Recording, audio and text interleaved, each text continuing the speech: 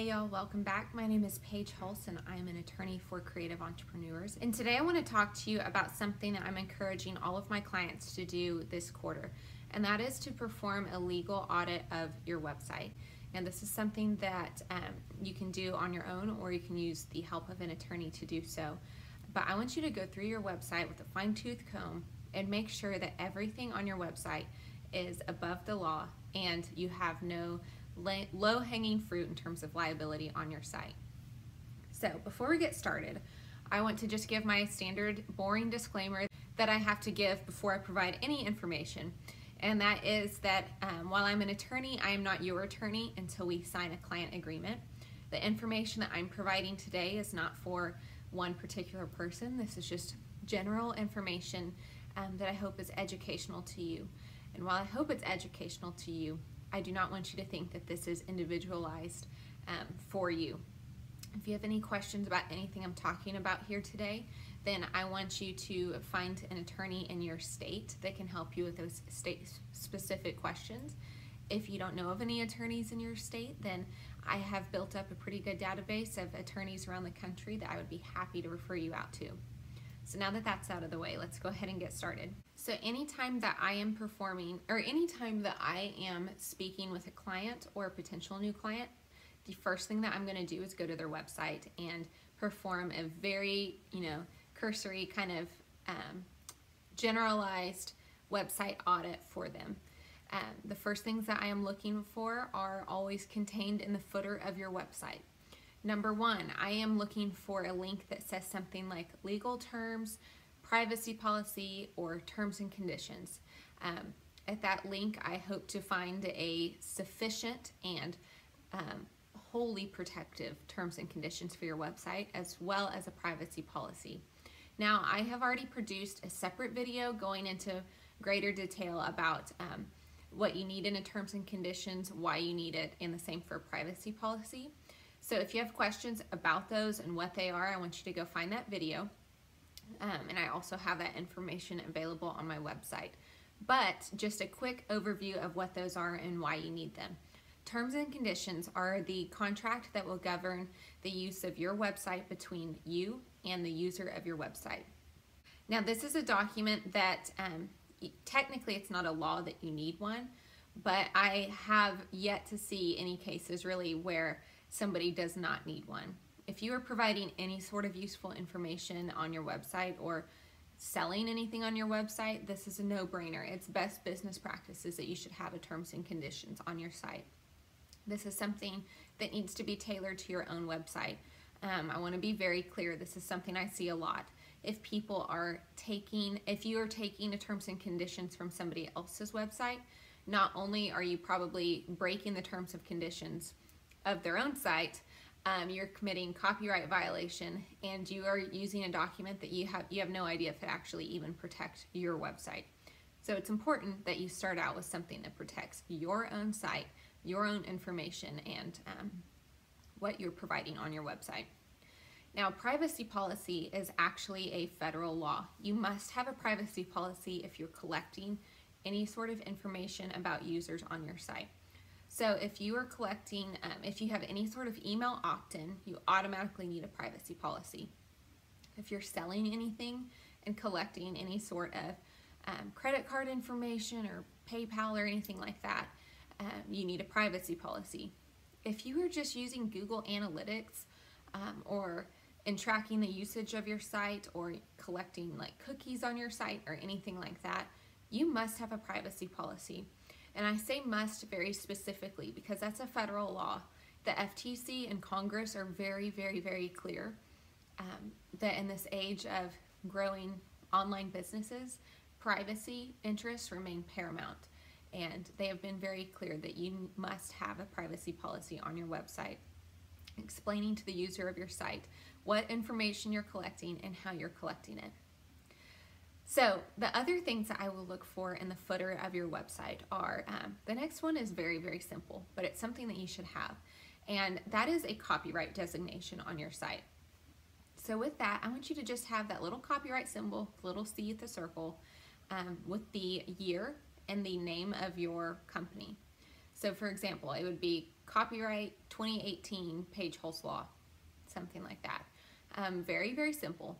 What that is doing is effectively putting I like to say it's like putting a flag in the ground. It's putting a stake in the ground and saying to anybody using your website, hey, I own the information on this site. I'm laying claim to it. This is mine. I don't want you to use it impermissibly. So while it's a simple change to make, it's an effective one that you can make. Now the last thing I'm going to be looking for in the footer of your website is any sort of disclaimer, if that's appropriate. So if you go to my website, you're going to see a disclaimer at the bottom that is pretty much kind of like what I just gave in the introduction of this video, but that's just going to state that's something that you need if you're selling or providing any sort of professional services. And by professional services, I mean anything that must be licensed.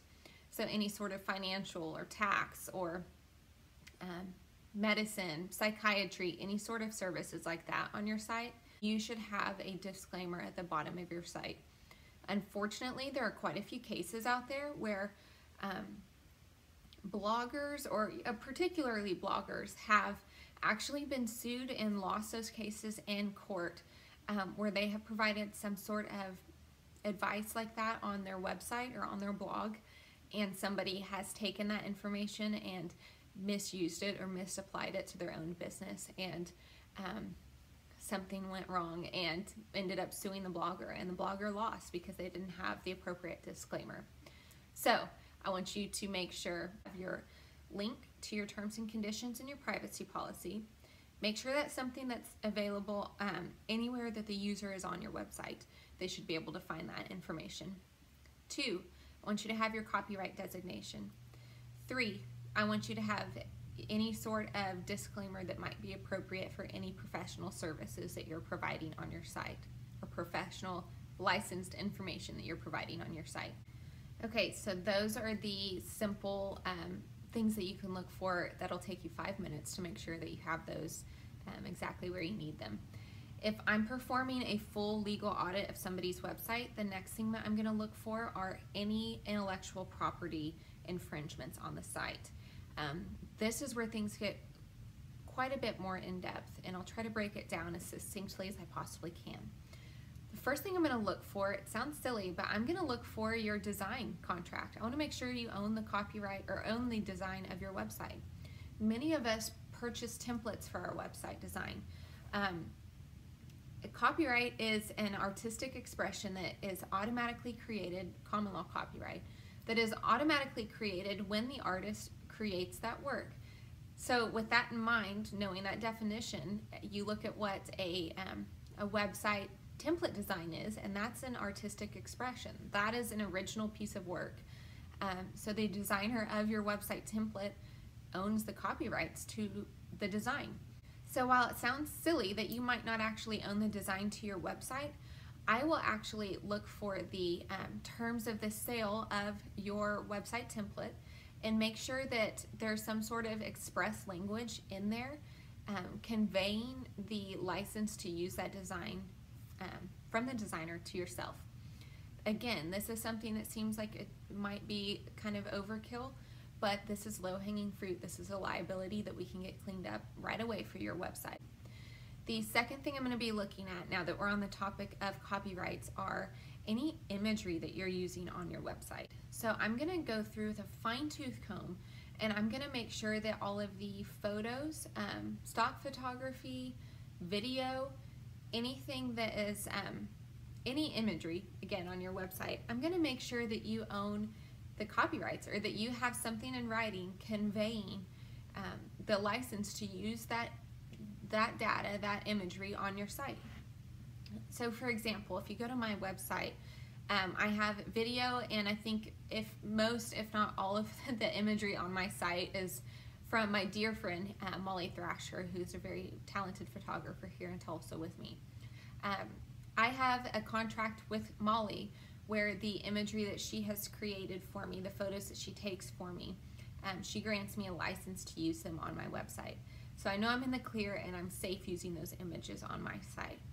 If you have purchased stock photography from some some random, stock photography source online and you're not sure what your licensing is for that, or if you're using photographs taken by a photographer and you don't have a solid contract in place, then unfortunately copyright violations are an area that you need to be cognizant of and you need to be worried about. Not worried about, but that's something that you need to fix right away on your site. You need to make sure that you either get that the licensing in writing, and depending on the photographer's specifications, you need to make sure that you credit that photographer as needed. And that's not something that is legally required unless the photographer states that as part of the terms of the contract, but that's something that you should probably do, you need to do if they ask you for it. Okay, the last area of copyright law that I'm going to look for any infringement on in your site is the copy of your website, which sounds silly, but if you have hired a copywriter or a ghostwriter or whatever you want to call them, I'll call them a copywriter for the purposes of this. If you've hired a copywriter to provide the copy for your website, I again want to make sure that you actually own the rights to use that copy on your site.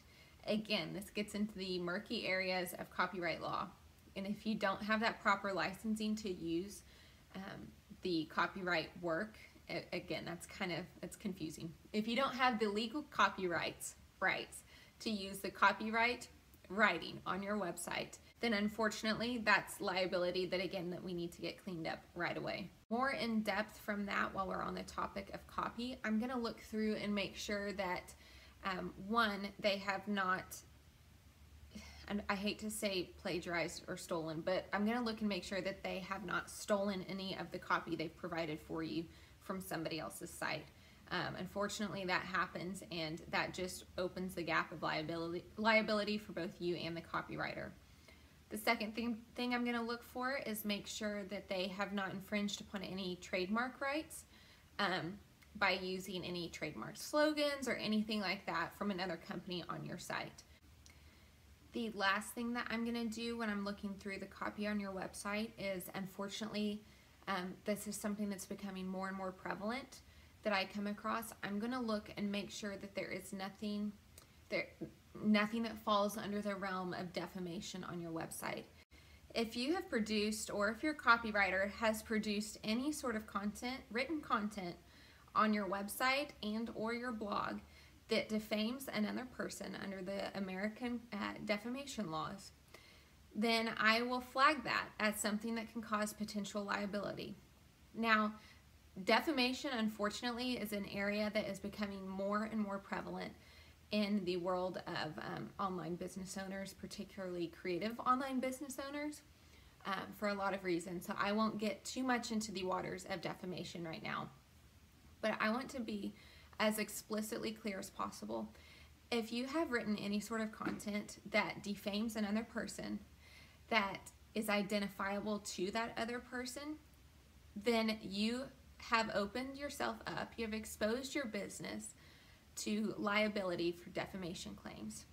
Not only is that just classless and more than poor taste, that's something that I will just yank immediately from your website, because again, that is exposing you to the most unnecessary liability that you don't need to have. So from a legal perspective, any lawyer worth their salt is going to pull that defamatory language from your website right away and make sure that you don't have any sort of liability exposed on your website when it comes to defamation. So the next thing that I'm going to look at, now that we've gone through all of the copy on your website and we have mentioned trademarks slightly in that topic, the next thing I'm going to look at is to make sure that you don't have any sort of trademark infringements on your website. Now that's going to include, or where I see this happen most often is a lot of people have like a featured banner on their website where we have the logos of clients we've worked for or places we've been featured, or anything like that. I'm going to make sure that you have the rights to all of those trademark symbols and logos that you are using on your website. So for example, if you have been featured somewhere like the Rising Tide Society and they have provided you with that with their logo to use on their featured page, then you have the rights to use that. That's fine. If you've been featured on another blog and you're proud of your work, rightly so, and you want to showcase that you have been featured there, and so you just like copy and paste their logo or something like that and just, you know, plop it on your own website, that could be a trademark violation. And so I'm going to make sure that you have the rights to all of the trademarks showcased, both in any sort of featured area of your website as well as in blog posts. So now we've worked through just the most common base level things that I look for when I'm performing a website audit for my clients. The next things that I look for are a lot more time consuming, a lot more intensive, and this is where the help of a lawyer actually does come in. There's a lot of information when it comes to testimonials, affiliates, endorsements, disclaimers, and the FTC. Just for the sake of simplicity, I have created a download, which you can find below this video, that outlines all of those things, as well as the exact verbiage I want you to use for disclaimers, for affiliations, and things like that. So I'm not going to get in the weeds too much right now on what all of those things are and what the FTC says that you must do to comply with their rules regarding those things, but know that all of that information is written down in the PDF that I have below this video. You can just download that and you can save it to your files and refer to it in the future so that you can keep your website up and running in a legal manner. So the first thing I'm going to touch on, or that I'm going to look for, are your testimonials. I'm going to make sure that your testimonials are accurate, that you haven't paid somebody to say them, that they are clear and concise, and they reflect the general practice or the general experience of the consumer. The key is the FTC will look at everything from the perspective of the consumer. So as long as it is accurate and clear from the perspective of the consumer, then you're good to go. The next thing I'm going to look at are going to be your affiliates. Unfortunately, this is an area where I see the most trouble, both in social media, which I'm not going to get into too much right now, but also on your websites. Again, I am going to have, actually in a couple weeks, I'm going to be producing a video on affiliates themselves, and I'm going to have pretty much all of the information that you need to know about affiliates. But I want you to know that if you are talking about any sort of affiliates on your blog or on your website anywhere, you must properly disclaim that either directly above or before you provide that affiliate information, or like right next to that affiliate information. So that what that means, and the FTC actually says this in their rulings or on their website, you cannot bury your disclaimer at the bottom of the blog post. You can't just have one blanket statement at the bottom of the blog post that says that you're an affiliate, meaning you might get a kickback for your for talking or for any clicks that you get on that link, you know, blah blah blah. It must be either at the top of the post or directly next to the affiliate link. The affiliate or the consumer must not need to continue scrolling down the page to find that disclaimer. Now again, this is where the help of a lawyer comes in handy, because this is going to be a little more time consuming, and again, this is an area that this trips a lot of people. They stumble upon how to convey their affiliations legally. Same with testimonials and disclaimers, when you need them and how they should be written out. Again, the PDF that I've created that's below this video actually has it written out for you already, so that you don't actually have to research how to properly disclaim any of that stuff. But just know that moving forward, I want you to make sure that you have that information and you know how to properly disclaim and disclose any of your endorsements, any of your affiliations, or just any of the general information that requires a disclaimer. So like I said, in the day of age that we're in, where most, if not all of us, are running our businesses online, it is of paramount importance that you make sure that your website is not just the breeding ground of liability and potential litigation for your business. We want your website to be completely buttoned up from a liability perspective, so that it can properly serve your business without inviting in potential litigation. I know it's not fun to talk about, but it's important to face it head on so that we can protect you from it in the future. The things I've spoken about today are things that you can implement, or checks that you can implement on your website by yourself right now, today. They shouldn't take you that long. And moving forward, now you know exactly what you need to do to make sure that your website is legal. If you have any questions, or if you need help, if you need the help of an attorney in performing a legal audit of your website, you can contact me at hello@pagehulse.com. And while we're on that note, if you have any other questions that you wish a lawyer could answer for you, email me at hello@pagehulse.com.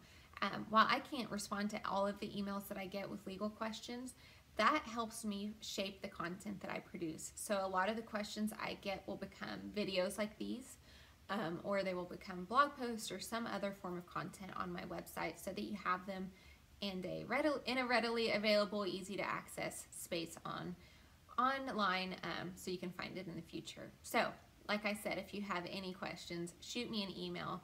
Thank you for being here today, and I will see you next week.